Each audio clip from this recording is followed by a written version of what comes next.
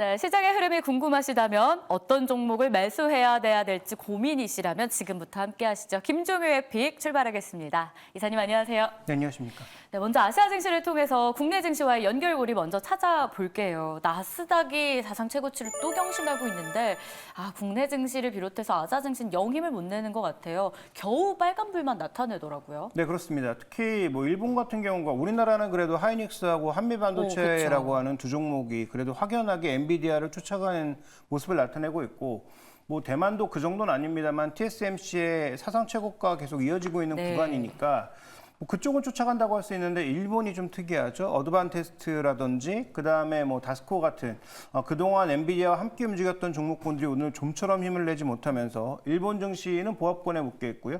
뭐 우리 증시도 이 정도의 상승폭은 좀 만족하기 어려운. 다만 종목별로 봤을 때 그동안 뭐 강조드렸던 뭐 에너지 관련주라든지 뭐 음식료주라든지 그다음에 반도체 중에서는 엔비디아형 종목군들의 강세가 나타나는 그런 모습이어서 아시아 전체적으로 봤을 때는 또 중국, 홍콩도 부진하잖아요. 최근에.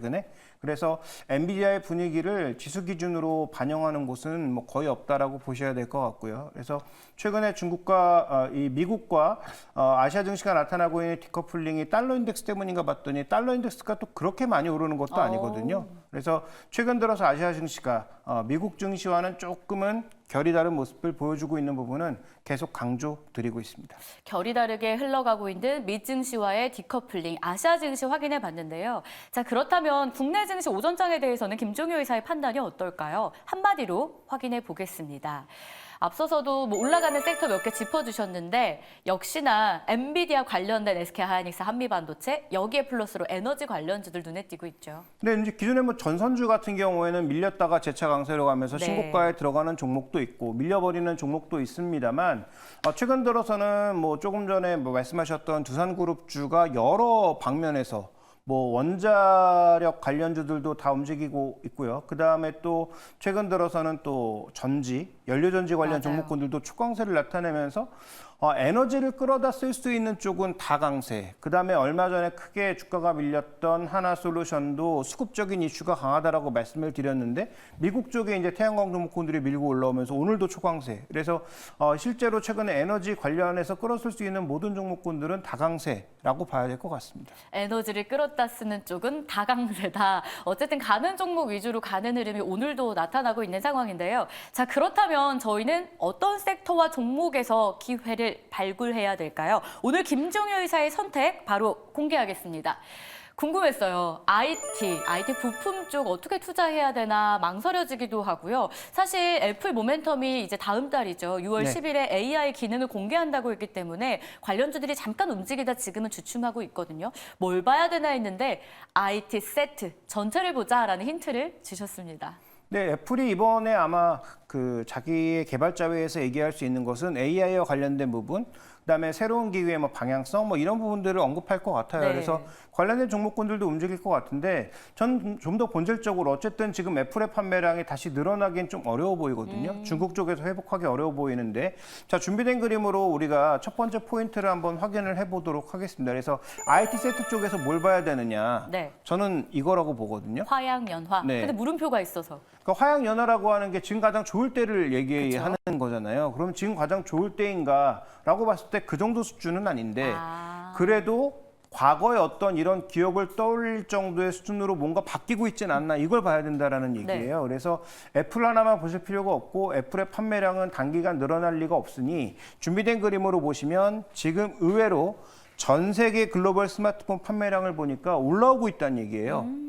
이게 중국 쪽에서는 로컬 브랜드가 회복되고 있는 모습이고요. 그다음에 뭐 미국이나 이런 지역 쪽에서도 지역별로 약간의 편차는 있습니다만 전체적으로 세트 판매가 늘고 있거든요. 그다음에 뭐 PC라든지 이런 것들도 AI PC의 등장으로 인해서 늘어날 것으로 예상되고 있죠.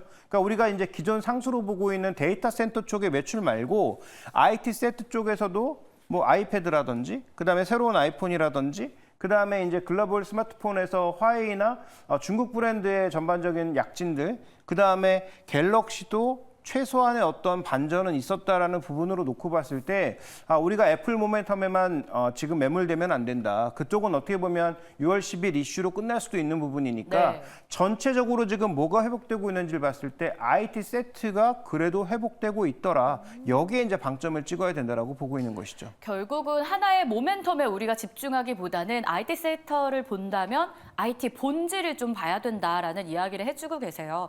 자, 그러면 두 번째 포인트는 어떤 걸까요? 아무래도 가장 궁금할 이 애플 관련주들은 어떻게 대응을 해야 됩니까? 일 것 같아요. 네, 일단 최근 들어서는 이벤트가 노출될 때 그게 뭐 주가도 올라가든 내려가든 일단 어느 정도 비중을 줄이는 게 답이다라는 말씀드리고 있는데요. 가장 애플의 어떤 이 AI 관련된 얘기가 나오고 신제품 얘기가 나왔을 때 우리 시장에서 민감하게 반응한 건 LG노텍보다 맞아요. BH였어요. 네. 그래서 BH, 뭐 LG노텍도 올라왔지만 BH가 가장 민감하게 움직이면서 주가가 레벨업하고 그다음에 지금 거의 일주일째 횡보하고 있는 모습이거든요. 그래서 아마 결과물을 보고 추가적인 움직임이 나타날 가능성이 높은데 그렇다면 결과물 발표 이전에 일정 부분의 수익 실현을 하는 게 좀 어떨까라는 판단이고요. 그다음에 애플 쪽에 있어서 또 하나의 중요한 포인트는 예전에 이 시간에 말씀을 드렸죠. OLED의 확산이라고요. 그래서 이번에 새로 나온 애플의 맥북이라든지 애플의 아이패드의 신제품 핵심 포인트는 다 OLED의 채택이거든요. 그러니까 상대적으로 크기가 큰 OLED 패널이 들어가면서 관련된 종목군을 움직이고 있다는 것도 하나의 중요한 포인트죠. 자, 준비된 그림 보시면 애플은 지금 확연하게 점유율이 줄어드는 모습입니다. 그래서 중국의 나머지 브랜드들이 살짝 고개 드는 정도였다면 이번에는 삼성이 의외로 현존하는 모습을 보이고 그다음에 이제 애플은 쭉 떨어지는 그런 모습을 보여주고 있는데 제가 보기에 단기적으로 이 추세는 크게 바뀔 수가 없다. 중국의 지금 정책이라든지 미중의 패권 경쟁이라든지 이런 것들로 인해서 아무래도 뭐 중국에서도 애플 제품을 사는 사람들은 계속 사기는 하겠지만 네. 애플 제품을 사는 강도보다는 로컬 제품을 사는 강도가 올라갈 가능성이 높다라는 거죠. 자, 그런 차원에서 애플 관련주에 대한 대응 전략은 이벤트 전후에서 6월 10일 전후에서 일정 부분 비중을 좀 축소하고 오늘 말씀드릴 이러한 종목군들로 좀 옮겨 타거나 다른 방향을 생각해 보시는 게 좀 더 낫지 않을까 이렇게 판단하고 있습니다. 네, 컬러가 약간 비슷비슷하긴 한데 지금 글로벌 상위 6개사의 월별 점유율 추이를 보셨습니다. 가장 진한 게 삼성인데 이사님 옆쪽에 보시면 삼성이 위로 좀 치고 올라가는 모습이고요. 그 옆에 애플이 좀 내려가는 추세를 보이고 있는데 앞으로도 이런 추세는 크게 변하지 않을 가능성이 높다라는 포인트. 6월 10일 이벤트 전후로 해서 후는 아니죠. 전이죠. 네, 이벤트 전에 좀 비중을 축소하자라는 의견이었고요. 자, 그렇다면 이 비중을 축소한 걸 어느 쪽으로 옮겨가야 수익을 더 잘 극대화할 수 있을까요?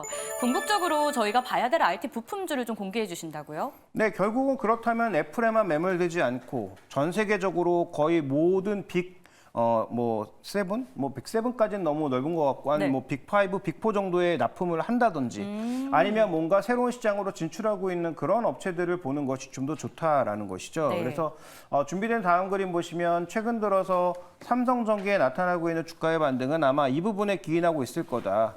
한국의 세라믹 커피시터라고 하는 게 결국 MLCC잖아요. 근데 MLCC가 보시면 지금 금액으로도 ASP 기준으로도 다 터닝하고 있단 말이죠. 그래서 아까 늘어났던 IT 세트의 판매량 증가와 그다음에 판매량과 ASP가 같이 늘어나니까 QP가 같이 늘어나고 있는 거잖아요. 그러니까 삼성전기의 실적이 올라갈 것 같아서 최근 들어서 삼성전기에 베팅하는 그런 강도가 늘고 있다라고 봐야 되는데 근데 여기서 중요한 것은 그래서 이번 분기까지의 상승은 오케이. 그럼 여기서 더 상승하려면 갤럭시가 얼마나 더 팔려야 될까에 대한 고민보다는 삼성전기는 전장 부분으로 들어가고 있단 말이죠. 네. 그래서 전장 쪽으로 넓어지고 있으니까 전장용 MLCC의 증가분, 그다음에 지금 얘기되는 것처럼 여러 가지 에너지원을 다 끌어다 쓰는 그런 모습들을 보여주면서 다양한 그런 IT 부품들의 수요가 더 늘어날 수 있단 말이죠. 그런 차원에서 새로운 시장으로의 진출 가능성을 염두에 둔 삼성전기가 당연히 탑픽이 될 수밖에 없는 상황이고요. 그다음에 아까 말씀드렸던 것처럼 그 6개 브랜드에 다 납품하는 건 아니지만 1, 2등 브랜드인 삼성전자와 애플의 공이 액추에이터를 납품하고 있는 자화전자 같은 종목군들은 애플이 조금 줄어들어도 삼성에서 커버할 수 있고 삼성이 좀 줄어들고 애플이 잘 팔려도 삼성 걸 또 애플이 커버할 수 있는 부분이 있으니까 양수겸장으로 가고 있는 그러니까 1, 2업체에 다 납품을 하고 있는 그런 업체가 거의 없잖아요. 그래서 그런 차원에서 자화전자 같은 종목군들에 좀 더 포커스를 맞춰보는 것이 좋겠다. 그래서 정리를 해보면 지금 지금 현재 구간에서 삼성전기는 새로운 시장으로의 진출과 ASP 개선이라고 네. 하는 두 가지 모멘텀에 있는 것이고 자화전자는 아까 말씀드렸던 대로 밸류에이션 자체는 그렇게 싸 보이진 않지만 네. 지금 가장 큰 두 업체에 공이 납품하고 있는 거의 유일무이한 업체라는 측면에서 우리가 메리트를 줄 필요가 있지 않느냐 이렇게 판단하고 있습니다. MLCC 이야기 딱 나왔을 때 많은 분들이 삼성전기를 떠올리시지 않았을까 싶어요. 전장 MLCC의 강자로 꼽히고 있는 삼성전기, ASP의 개선도 눈에 띄고 있었고요. 자화전자는 1분기 실적이 사실은 애플을 신규 고객사로 취하면서 잘 나왔고 2분기 기대감도 굉장히 크게 나오고 있는 상황이거든요. 지금 애플 모멘텀보다는 IT셋 전체에 대한 본질을 보자라는 의견 속에 두 가지 탑픽이 나왔습니다. 여러분도 참고해 보시길 바라겠습니다. 지금까지 김종효 이사와 함께 오늘 우리가 주목해야 될 이슈 여기에 종목까지 살펴봤는데요. 도움 되셨길 바라면서 여기서 인사 나눌게요. 고맙습니다.